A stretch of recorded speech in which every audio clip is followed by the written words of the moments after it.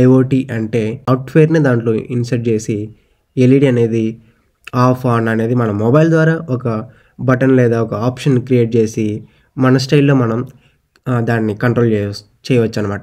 So, దానికోసం మనం గూగుల్‌లోకెళ్ళేసి blinking IoT అనేసి సెర్చ్ చేయండి.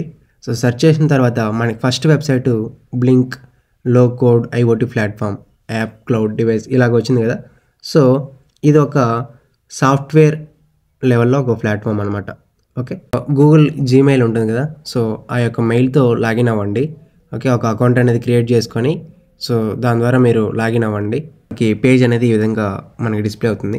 సో, ఇక్కడ కార్నర్‌లో మీరు చూసుకున్నట్లయితే కొన్ని కాలమ్స్ ఉన్నాయి. Dashboard, custom data, developer zone, device, automations, users, organisation, locations. So, like ఇలా వేరియస్ ఉన్నాయి కదా! సో, బ్లింక్ డాట్ కన్సోల్ దగ్గర. సో, ఇక్కడ మనకి ఫస్ట్ మనం డెవలపర్ జోన్‌లో క్రియేట్ చేసుకోవాలన్నమాట. సో, నేను ఆల్రెడీ టెంపరేచర్, హ్యూమిడిటీ అనేది క్రియేట్ చేసి ఉన్నాను. ఓకే. సో, మనం కొత్తగా క్రియేట్ చేస్తున్నాం కాబట్టేసి దీన్ని మనం డిలీట్ చేసేద్దాం. మనకి టెంప్లేట్ జోన్‌లో మనకి ఎలాంటి ప్రీవియస్‌గా క్రియేట్ చేసినటివి లేవు కదా! సో, ఇప్పుడు మనం ఫస్ట్ స్టార్టింగ్ నుంచి మనం చేయబోతున్నాం. సో, ఈ డెవలపర్ జోన్‌లో ఇది న్యూ వెర్షన్‌లో అనమాట. సో, ప్రీవియస్‌గా అయితే కొద్దిగా ఆప్షన్స్ అనేటివి వేరేగా ఉన్నాయి ప్రీవియస్ వెర్షన్‌లో. సో, ఈ వెర్షన్‌లో మనకి డెవలపర్ జోన్‌లో అయితే మనకి ఈ ఆప్షన్స్ అనేటివి క్రియేట్ చేయడం జరిగింది. సో, ఈ డెవలపర్ జోన్‌లో మై టెంప్లేట్స్‌లో ఇక్కడ టెంప్లేట్ అనేది మనం ఫస్ట్ క్రియేట్ చేసుకోవాలన్నమాట. సో, ఈ టెంప్లేట్స్ అనేది ఎందుకు క్రియేట్ చేసుకుంటామంటే, మనము ఏదైతే ప్రాజెక్ట్ చేస్తున్నామో ఆ ప్రాజెక్ట్‌లో యూజ్ చేసేటటువంటి కాంపోనెంట్స్ మీరు ఏది యూజ్ చేస్తున్నారో వైఫైకి ఇంటర్ఫేస్ చేయడానికి ESP32 యూజ్ చేస్తున్నారా? So, like different kind of modules అనేటివి ఉంటాయి. సో, వాటిలో మీరు ఏది యూజ్ చేస్తున్నారనేసి పర్టికులర్‌గా ఇక్కడ మీరు మెన్షన్ చేస్తేనే అది ఫర్దర్‌గా మీరు మీ యొక్క కాంపోనెంట్‌కి అది ఇంటర్ఫేస్ చేయగలుగుతారనమాట. ఓకే. సో, ఇక్కడ ఫస్ట్ మనం ఇక్కడ టెంప్లేట్ నేమ్ అనేది ఇవ్వాలి. అంటే నేమ్ అంటే మన ప్రాజెక్ట్ ఏదైతే చేస్తున్నామో, సో, ఫర్ ఎగ్జాంపుల్ సో, నేను టెంపరేచర్, హ్యూమిడిటీని మెజర్ చేయడానికి యూజ్ చేస్తున్నాను అనేసి ఇద్దామనుకుందాం. ఓకే. ఇక్కడ మనకి టెంపరేచరు నెక్స్ట్ అలాగే హ్యూమిడిటీని మనం మెజర్ చేస్తున్నాం కాబట్టి DTH11 సెన్సార్‌తో సో, దానికి సంబంధించినటువంటి నేమ్ అనేది ఒకటి క్రియేట్ చేసాం. సో, నెక్స్ట్ మనము ఇక్కడ ESP8266 మాడ్యూల్ యూజ్ చేస్తున్నాం కాబట్టేసి దాన్ని ఇచ్చాం. నెక్స్ట్ కనెక్షన్ టైప్ కూడా మనకి వైఫై అనమాట. సో, నెక్స్ట్ డిస్క్రిప్షన్ అనేది మీరు ఇవ్వచ్చు. So, measuring the temperature and humidity అనేసి అలా ఇవ్వండి. సో, క్రియేట్ చేసిన తర్వాత మనకి ఇక్కడ టెంపరేచర్, హ్యూమిడిటీ మీద మనకి ఈ విధంగా ఇంకో అప్లికేషన్ అనేది క్రియేట్ అవుతుందన్నమాట. సో, ఇక్కడ మీరు చూసుకోవచ్చు టెంప్లేట్ సెట్టింగ్స్ నెక్స్ట్ అలాగే ఫర్మ్‌వేర్ కాన్ఫిగరేషన్ ఇక్కడ మనకు ఒక 2 కోడ్స్ అనేటివి జనరేట్ అవుతాయి. సో, ఈ కోడ్స్‌నే మళ్ళీ మనం ఆర్డినో ఐడీ సాఫ్ట్‌వేర్‌లో కాపీ అక్కడ పేస్ట్ చేయాలన్నమాట. ఇక్కడ కాపీ చేసుకొని ఓకే. సో, నెక్స్ట్ ఇక్కడ ఉంది కదా! సో, ఇవేం మనకి అవసరం లేదు. So, next coming to the data streams అనమాట. సో, ఈ యొక్క డేటా స్ట్రీమ్స్‌లో మనము పిన్స్ అనేవి మనం క్రియేట్ చేసుకోవాలన్నమాట. ఓకే. సో, ఇక్కడ మనకి చాలా డిఫరెంట్ కైండ్ ఆఫ్ పిన్స్ ఉన్నాయి కదా! సో, వర్చువల్ పిన్ను నెక్స్ట్ అలాగే ఈనం, location, digital pin, analog pin. So, ఇక్కడ మనకి వర్చువల్ పిన్ గాన మీరు మాన్యువల్‌గా ఒకవేళ వర్చువల్ పిన్ గాన సెలెక్ట్ చేసుకుంటే మాన్యువల్ వాల్యూస్ అంటే సెన్సార్ యొక్క డేటా నెక్స్ట్ అలాగే ఒక్క నిమిషం. సెన్సార్ యొక్క డేటా, కంట్రోల్స్ ఎవ్రీథింగ్ అనేటివి ESP8266తో ఆల్మోస్ట్ అన్ని ప్రాజెక్ట్స్‌కి ఇదే యూజ్ చేస్తామన్నమాట. అంటే టెంపరేచర్ యొక్క values, humidity, relay on off, LED brightness, motor speed, custom formulas ఇవన్నీ అనమాట. సో, ఈ యొక్క వర్చువల్ పిన్ని యూజ్ చేస్తాం. సో, ఈనం అనేది ఎందుకు యూజ్ చేస్తామంటే ఇది మల్టిపుల్ మోడ్స్ ఉన్న డివైస్‌కి అంటే ఫ్యాన్ స్పీడ్ లో, మీడియం, హై అలా ఉంటుంది కదా! అంటే మల్టిపుల్ మోడ్స్ ఉంటాయి కదా! ఒకటి లేదా అంతకంటే ఎక్కువ మోడ్స్ అనేవి మనం ఆపరేట్ చేయాలి. సో, అలాంటప్పుడు ఈనం ఫంక్షన్ అనేది యూజ్ చేస్తాం. ఓకే. AC మోడ్‌లో కూడా అంతే. కూల్‌గా ఉండాలి నెక్స్ట్ అలాగే డ్రైగా, హీట్‌గా. సో, నెక్స్ట్ అలాగే రోబోట్‌లో manual, auto, obstacle avoidance, light తీసుకున్నట్లయితే normal mode, night mode, party mode. So, ఇలాగ డిఫరెంట్ ఉంటాయి కదా, సో ఆప్షన్స్ వాటిని సెలెక్ట్ చేసుకోవడానికి మనం ఈఎన్ఎం మోడ్ సెలెక్షన్ అనేది సెలెక్ట్ చేసుకుంటాం అనమాట. సో నెక్స్ట్ కమింగ్ టు ఇది డిజిటల్ పిన్ అనేది, సో డైరెక్ట్గా ESP8266 ఫిజికల్ పిన్ని యాక్సెస్ చేయాలి అంటే మనము ESP32లో GPIO పిన్స్ ఉంటాయి కదా, సో వాటిని యూజ్ చేసుకోవాలి. కానీ ఈ యొక్క డిసడ్వాంటేజ్ అంటే దీంట్లో ఫ్లెక్సిబిలిటీ అనేది ఉండదన్నమాట డిజిటల్ పిన్స్లో, సో రేర్గా యూజ్ చేస్తాం.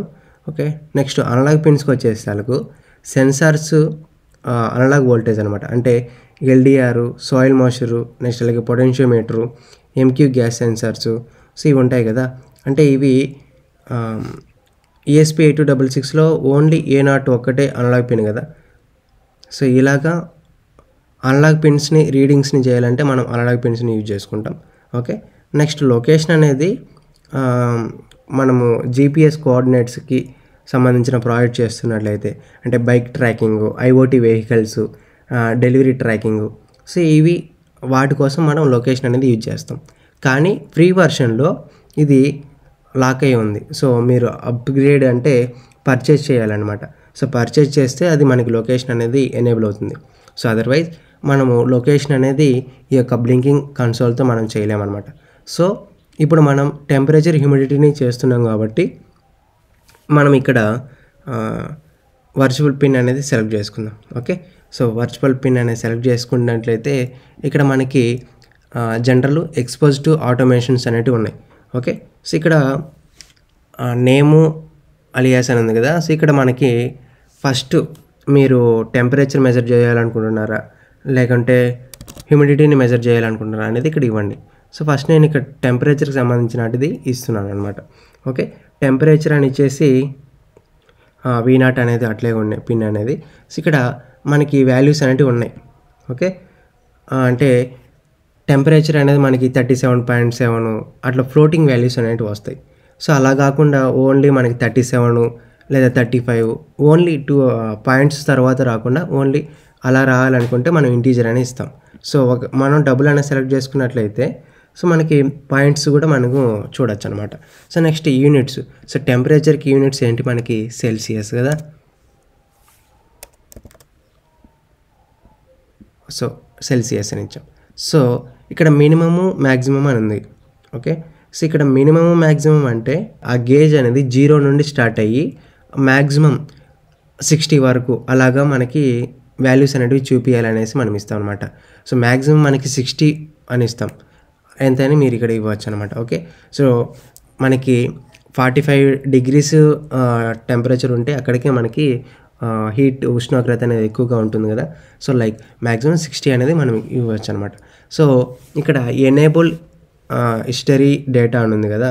సో ఈ ఎనేబుల్ హిస్టరీ డేటా అంటే బ్లింకింగ్ యాప్లో గ్రాఫ్లో ఓల్డ్ సెన్సార్ రీడింగ్స్ని సేవ్ చేయడానికి అనమాట. చార్ట్లో మనం చూడవచ్చు, అంటే 1 అవర్కి ఎంత ఉంది, 6 అవర్కి ఎంత ఉంది, 1 డేకి ఎంత ఉంది, 1 వీక్కి ఎంత ఉంది. సో ఇలాగ హిస్టరీ అనేది మనం చూసుకోవచ్చు అనమాట.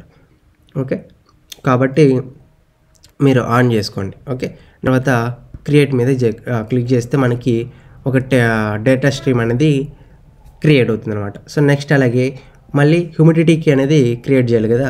సో హ్యూమిడిటీకి కూడా సేమ్ మళ్ళీ న్యూ డేటా స్ట్రీమ్లోకి వెళ్ళేసి వర్చువల్ పిన్ సెలెక్ట్ చేసుకునేసి హ్యూమిడిటీకి కూడా మనం ఇక్కడ సెలెక్ట్ చేసుకోవాలి.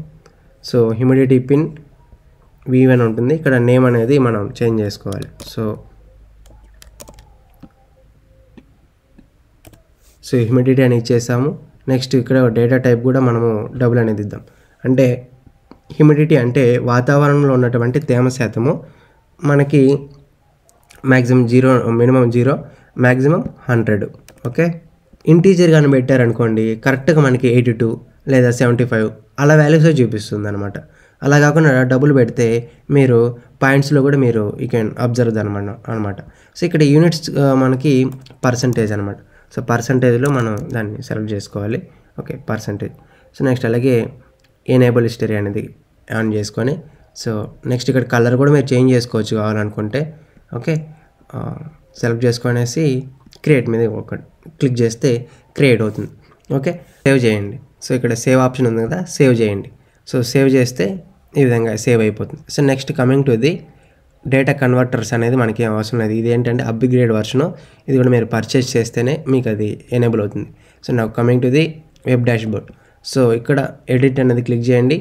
సో ఈ యొక్క వెబ్ డాష్బోర్డ్లో ఏంటంటే ఇదే మా మ్యాజిక్ బ్యాగ్ అనమాట. అంటే డోరేమాన్ గ్యాడ్జెట్ లాంటిది. ఈ బాక్స్లో అన్ని ఐఓటీ పవర్స్ అనేటివి ఉంటాయి.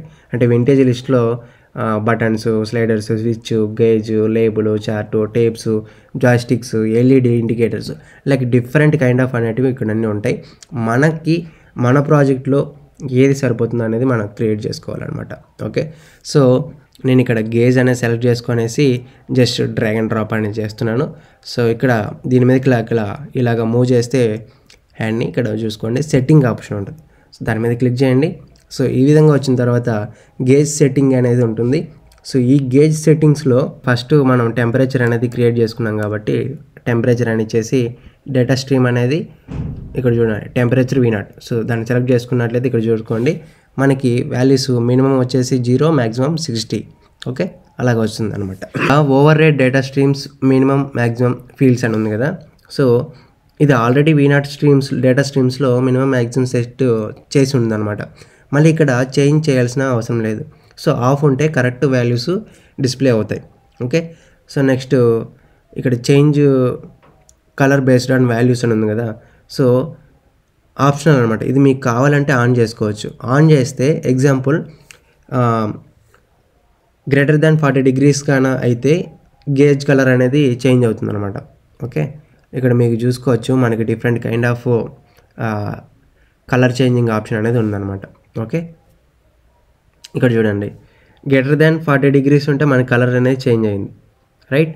సో నెక్స్ట్ అలాగే 20-40 degrees గాన ఉంటే మనకి ఏ వాల్యూస్ అయితే ఉంటుందో ఆ కలర్ అనేది ఇక్కడ మనకి డిస్ప్లే అవుతుంది అనమాట. ఓకే, ఒకవేళ ఆఫ్ చేస్తే ఓకే సింగిల్ కలర్ అనేది కంటిన్యూగా ఉంటుందన్నమాట. అంటే మీకు ఎక్కువ టెంపరేచర్ ఉన్న ఒకే కలరు, తక్కువ టెంపరేచర్ ఉన్న ఒకే కలర్ అనమాట. సో లైక్ అలాగా ఇది ఉంటుంది. ఇప్పుడు మనం టెంపరేచర్ అనేది క్రియేట్ చేసేసాం. సో నెక్స్ట్ అలాగే మళ్ళీ హ్యూమిడిటీకి కూడా క్రియేట్ చేయాలి కదా సేమ్ ఇలాగే. సో మళ్ళీ ఇంకొక గేజ్ అనేది ఇలాగ డ్రాగ్ అండ్ డ్రాప్ చేసుకొనేసి సెట్టింగ్స్లోకి వెళ్ళిన తర్వాత ఇక్కడ మళ్ళీ ఇంతవరకు మనము టెంపరేచర్కి చేసాం, ఇప్పుడు హ్యూమిడిటీకి అనేది చేయాలన్నమాట. సో సేమ్ అలాగే హ్యూమిడిటీ అనేసి టైటిల్ అనేది ఇవ్వండి. సో మీరు ఏదైనా ఇవ్వచ్చు. ఓకే, సో నెక్స్ట్ లెవెల్ అనేది చేంజ్ అవ్వాలనేసి మనం కలర్ ఎనేబుల్ చేసుకున్నాం. సో తర్వాత సేవ్ మీద క్లిక్ చేస్తే మనకి ఇది ఇలాగా సేవ్ అయిపోతుంది. సో ఇక్కడ కార్నర్లో సేవ్ బటన్ మీద క్లిక్ చేస్తే ఇలాగా సేవ్ అయిపోతుంది. Okay, so next coming to the event notification అని ఉంది కదా. సో డెవలపర్ జోన్లోనే మనకి డెవలపర్ జోన్లో మై టెంప్లెట్స్ మీద ఇలా దీని మీద క్లిక్ చేసిన తర్వాత ఇక్కడ ఈవెంట్స్ నోటిఫికేషన్ అనేది ఒకటి ఉంటుంది. ఓకే, సో ఈ ఈవెంట్ నోటిఫికేషన్ ఎందుకంటే మనకి టెంపరేచర్ అనేది ఎక్కువగా హైలో ఉన్న, ఓకే హ్యూమిడిటీ లెవెల్ కూడా ఎక్కువగా ఉన్న, లేదా ఉన్న వాల్యూస్ కంటే ఇంకా తక్కువగా ఉంటే సో వెంటనే మనకు ఒక అలర్ట్ ఇన్ఫర్మేషన్ లాగా ఒక నోటిఫికేషన్ అనేది మన మెయిల్కి అనేది సెండ్ చేసుకోవచ్చు అనమాట.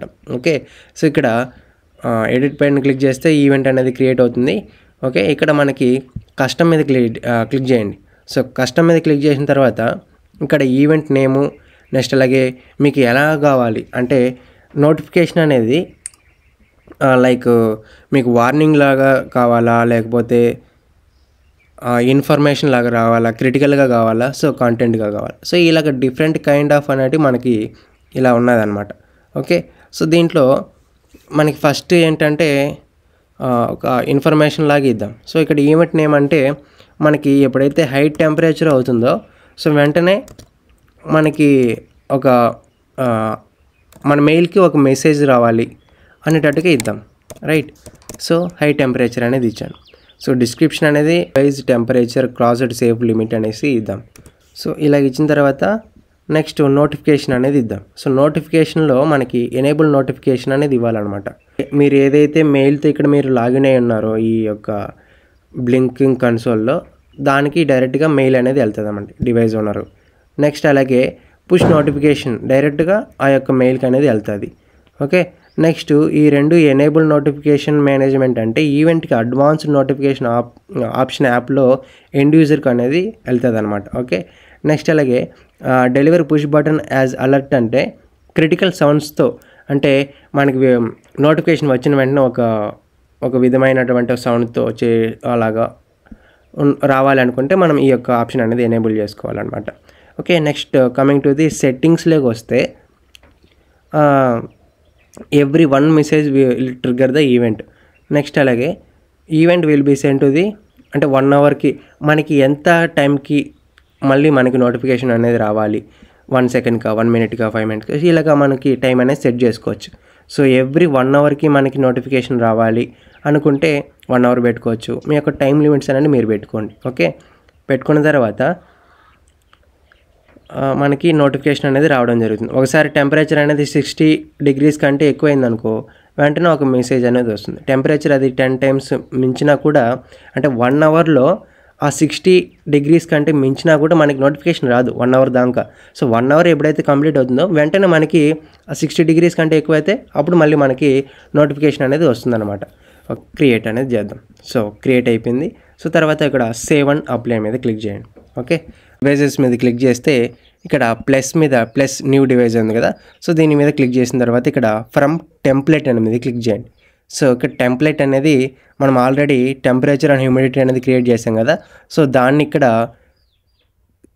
సెలెక్ట్ చేసుకొనేసి క్రియేట్ మీద ప్రెస్ చేస్తే మనకి క్రియేట్ అయిపోతుంది. సో ఇక్కడ మనకి 3 లింక్స్ అనేవి వచ్చాయి.